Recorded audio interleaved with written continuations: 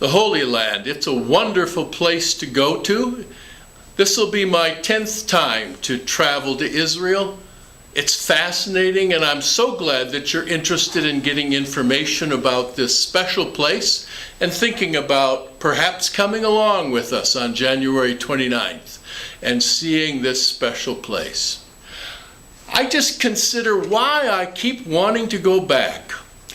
And I consider the Holy Land to be the fifth gospel. It speaks to me.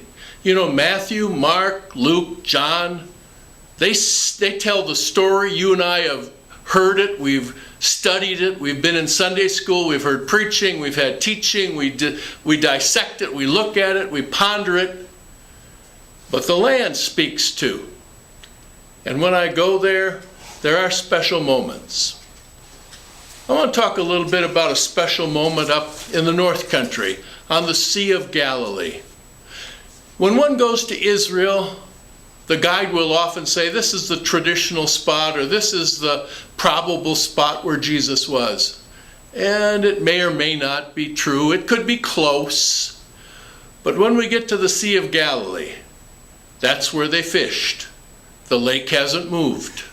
The Jordan comes in from the northeast, and the whole lake is the same size as it was in Jesus' day.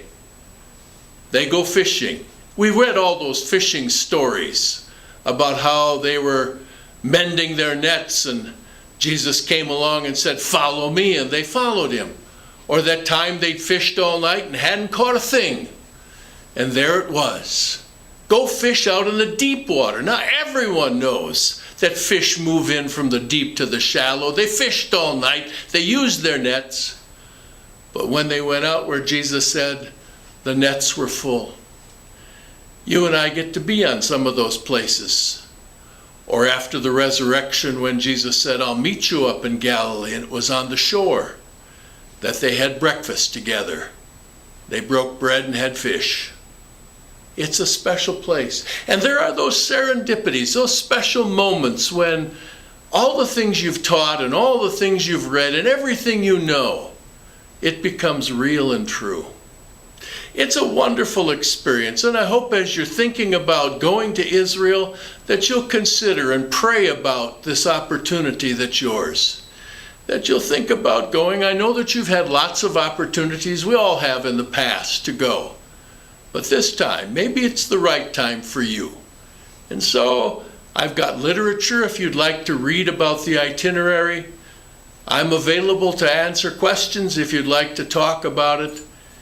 It's a chance, and January 29th we'll be going. Pray about it, think about it. We're going to have a wonderful time in Israel in the Holy Land.